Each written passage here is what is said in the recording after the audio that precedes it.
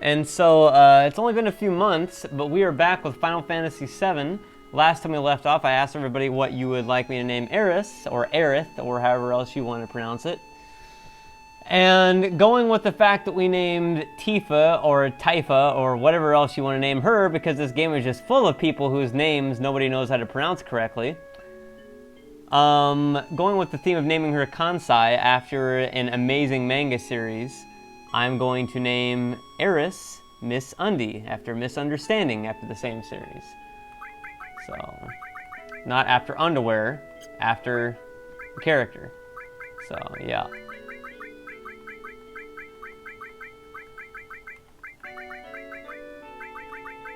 You know, I always forgot, is Miss... You call a woman Miss if she's married and Mrs. if she's unmarried? I think you call her Mrs. Like MRS if she's married and Miss if she's unmarried. That's right? I never understood that. I never understood why we had to have that, because it's like, I see it used far less for men. Like, for men, I see Mr. just used, you know, equally. Like, I don't ever see a real difference between MR and Mr. ever really designated, but I don't know why we had to be that anal about that in the language. Just call them fucking Mr. and Mrs. The end. But anyways, Miss Undie. Miss Undie the Flower Girl, and the personality fits perfectly too. Although you could argue that Yuffie or Yuffie, God, what is with this game and fucking messed up pronunciations? You could argue that Yuffie has more of a personality like Misunderstandings, but you know, that's just debating there. Anyways, I'm gonna start here. A jack of all trades, and we've got one of the Turks there sitting off in the distance, because he's a fucking asshole, and nobody even notices that he's there. Nobody notices. She gets standing, gets like, sorry, bad timing on behalf. Some of the translations in this game seem very off. Like, they just don't really seem to make any sense. Like, bad timing about what? What the fuck is the timing? Don't let what get to me? I'm just like, whatever, fuck you. Like, I don't even care. Have you ever been a bodyguard? You do everything, right? You want to do me? Yeah, that's right. Get me out of here. Take me home. Oh, okay, I'll do it, but it'll cost you. You have to suck my... Let's see. How about if I go out with you once? Well, fuck that shit. No, I demand fucking 800 hookers at once. All of your finest flower hookers. You don't know me? I'm fucking butthurt. I know you. Oh yeah, you're one of the Turks. You're one of the Turkish Turks. Very interesting random story. Prostitution houses in Japan, some of them used to be called Turkish bathhouses. However, an ambassador or something of that sort from Turkey decided to come to Japan to visit it, and when he found out that they were called Turkish bathhouses, he got rather irritated at this. So after that, they decided to change the name entirely to Soaplands. Random fact there. If you want more random facts like that about Japan, feel free to go on YouTube and look up Azurite YT Tokyo or Azurite Reaction Tokyo to see a bunch of my videos about me being in Japan with a bunch of random pictures and videos and facts. So as all the, you know, Shinra guys are just laughing, they're like a bunch of dumb fucks, this guy comes over here and, oh, they're back alive. All right, back to work. Hey, don't step on the flowers. And then he's going to say, don't step on the flowers. And then, of course, they all berate him for it. You're going to catch holy hell. One of the first allowed references to religion in a Final Fantasy game, because Square basically realized, hey, this is, you know, PlayStation. This is a big kids console. We can have references to religion in this game. Randomly, even though she takes care of a bunch of flowers in this thing, she somehow has never ran into the roof goblins, I guess, that permeate the top roof layer somehow. That I don't understand how she's never ran into these things. I don't understand why you even fight them. I don't understand why she's not like level 50 if she's had to like live here and fight these fuckers for 100 years. Just one of the many mysteries of Final Fantasy VII.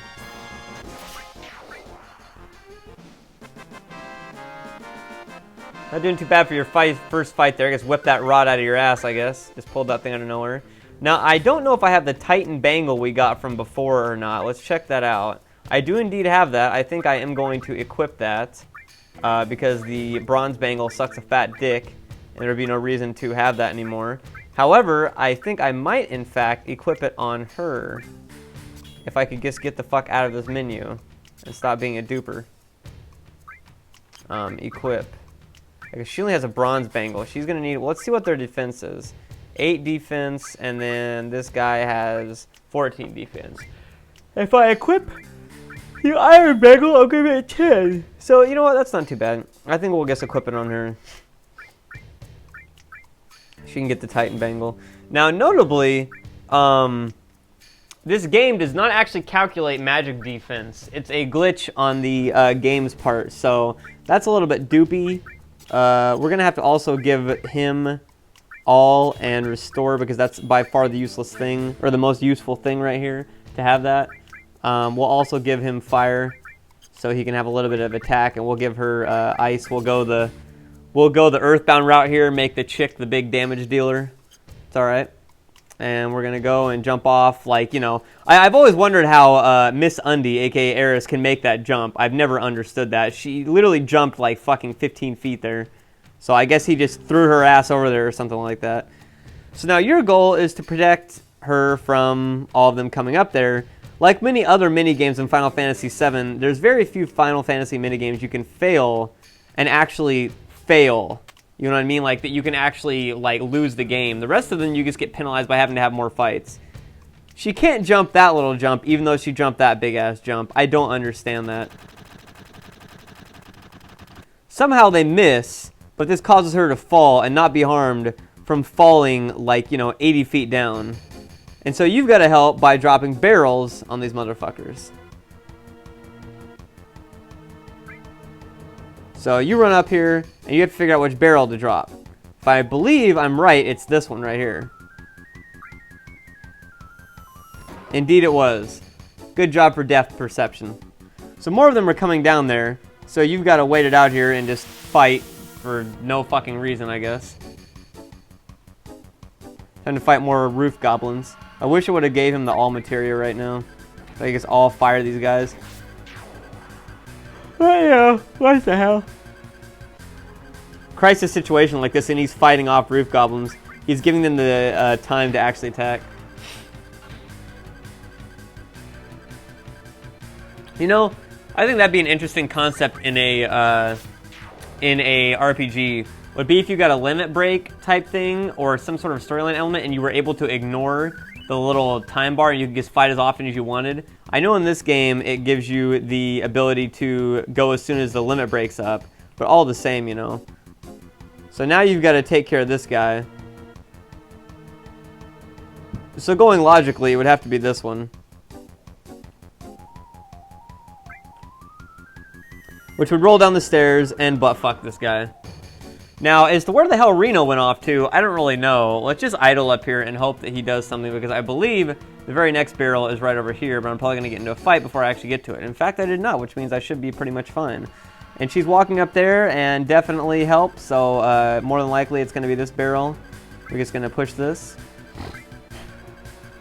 And indeed I was right, and it pretty much annihilates him. And that's all of them, which should give Miss Undy time to be able to get up here and get home scot-free. Although I'll probably get another fight here.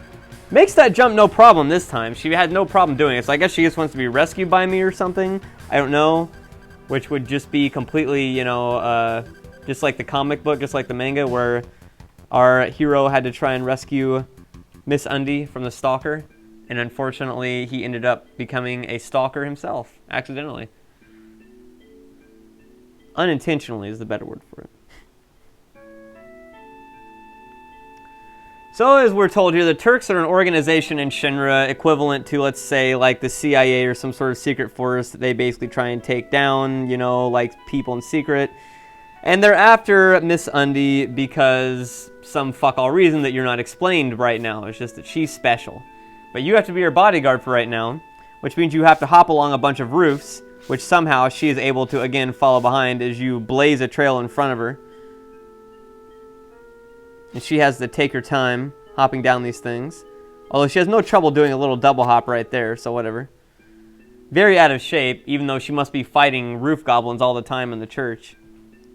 Ha, ha, ha, ha. Good old laugh. We just, we just escaped an assassination full of guns and murders. And so she somehow knows that having a glow of the Mako eyes means that you are in Soldier, or Mako.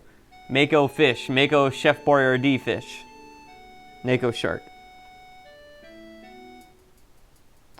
And now we've entered the slums, which again, remember this is all underneath a gigantic pizza plate, pretty much.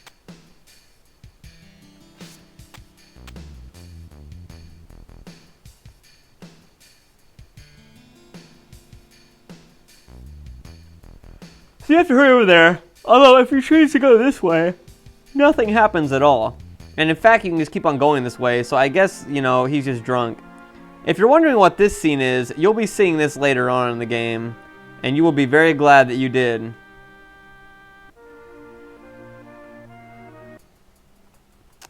So we're going to go here.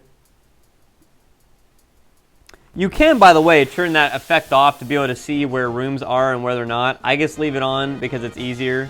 So we're going to attack here, get rid of them. We're going to drop a fire on them for the fuck of it. They're a whole eater, not just a partial eater, a whole eater. Damn, she got stabbed in the face. He got stabbed in the face. It got stabbed in the face. I don't even fucking know what the hell this thing is. Fucking gonna swallow your asshole. Okay, I didn't really want to use my limit break, but whatever. Chop them up, teach these motherfuckers a lesson not to come back and fight me again. Had to brush all that dust off of her. All that blood and guts. After I just slathered them all over her face when they exploded in a bloody mess. So here's a save crystal. Going to make sure to definitely save this time after that last little mishap, where I had to replay an entire part of the game. No memory card in slot 1. That's okay, because we're going to go for slot 2. We're going to save it. Yeah. The Sector 5, fuck off. Okay. So now we're going up here. We're going to go up here. Here's where you can talk to a few people. If you go in here and you talk to this guy, this guy are sick. He passed out nearby. Now, this is a storyline element later on.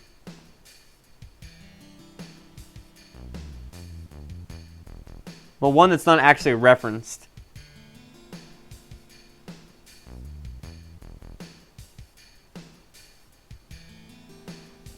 The tattoo with the number 2, that will be referenced much, much later in the game. So let's see if you guys can remember that. But that is relevant. Not a lot of people, I think, remembered that from the beginning of the game. That they were actually referencing stuff like that. They were referencing things much later on. A lot of stuff in Final Fantasy, people play through it for the first time and miss a lot of this stuff. And they don't understand that Final Fantasy VII actually has one of the most in-depth storylines of any Final Fantasy game. But you have to play it multiple times to really get the full gist of the storyline, unfortunately. Hell, you even have to read some of the little novels and little manuscripts they've got to get even more items, to get even more information. Now, we don't particularly need any of these. We should get a tint, though. That is definitely true. We're only going to get one, though, because tints are very expensive in this game. We're also going to sell shit, because by the time we meet up with everybody, we will have better versions of all of these items, so we don't particularly need them. So that's fine. Gonna go in here, talk to this guy.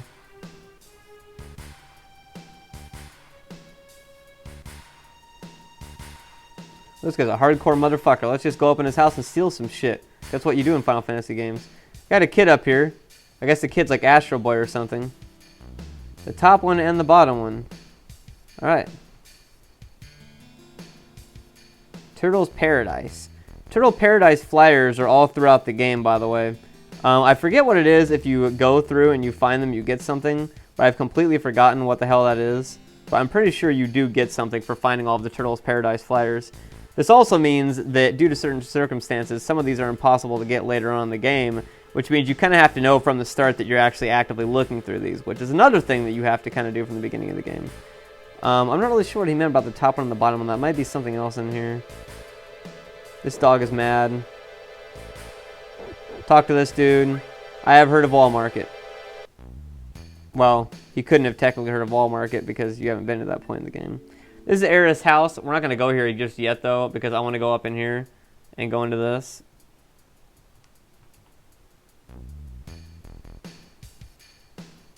Well, fuck you, then. So we're going to get some weapons here. I forget if you can get any better weapons. You can't get any better weapons. We can get a Titan Bangle, though, but it's not really worth it at this point. We're doing fine. We don't really need a grenade. That's not really weapons. That's armor. So I guess they're just kind of duping there. Yeah. I thought there was something behind there, if I remember right. Or something up here. Maybe I'm thinking of something else. Anyways, though, we're going to go over here. And this is a save crystal. But first, we're going to go over here in the garden and get a few items. First being a ether, whatever else. And then what I consider to be, if you're playing the game normally, one of the most useless materia in the game, which is the cover materia. Now, I know all of you Final Fantasy VII hardcore players are going like, what? It's the best item in the game! But the thing is the reason why cover is a good item if you're playing at hardcore mode is that cover allows you to trigger a counter materia later on in the game, which is good for basically spamming abilities, because if you get that up to 100%, you will always take almost all the damage from anybody attacking anybody in your party, which means you will immediately counter with anything, so it is very useful.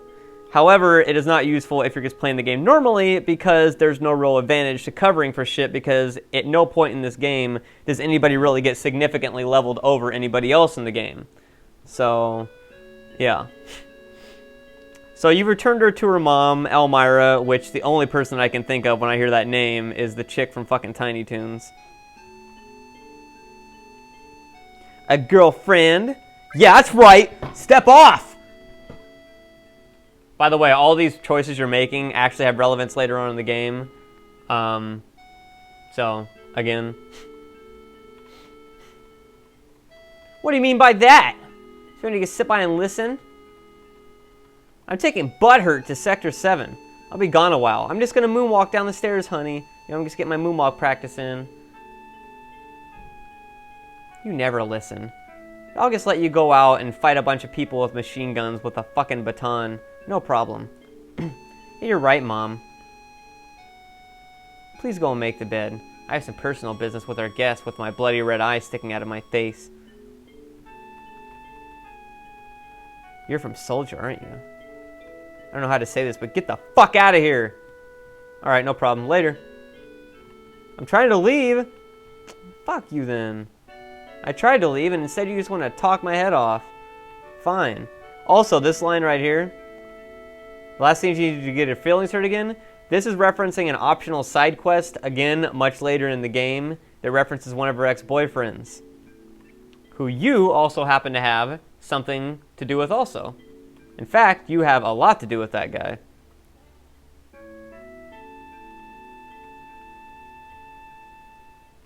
You better get some rest. Good night. I'm gonna go downstairs and tell my mom she's a fucking bitch for telling you to leave. I heard that conversation. Oh man, it's gonna be so hard to fucking get the fuck out of here even though I'm a soldier. Here he is hallucinating again, tripping the fuck out. So he's back at home. My, how you've grown. I'll bet the girls never leave you alone with that big dick. Not really. I'm worried about you. There are a lot of temptations in the city, like hookers. I'm alright. I go for the men, no problem. You should have an older girlfriend, one that'll teach you the ways of love and lust. A MILF. I'm not interested. I just told you, I want a big old bear. So she's not asleep in her room.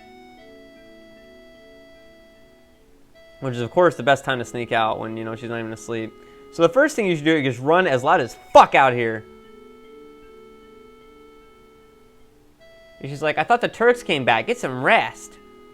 And you're like, okay, I'm an idiot, even though I somehow am coming from Soldier, the most elite army in the entire world. But I have no idea how the fuck to sneak out of a house. No problem. Can't get caught this time. So what you have to do is you have to walk along the stairs and the fucking railing very, very slowly and perfectly. If you're off at all, she will come out and rip your face off. Now, as soon as you get downstairs, you GTFO, and you want to go save. So we're going to save, because on the very next screen, a gigantic monster erupts and kills everybody in the sector, and everybody's blood and guts go flying, and then Cloud realizes the true meaning of what it is to be a hero. No, none of that happens, unfortunately. None of that happens at all.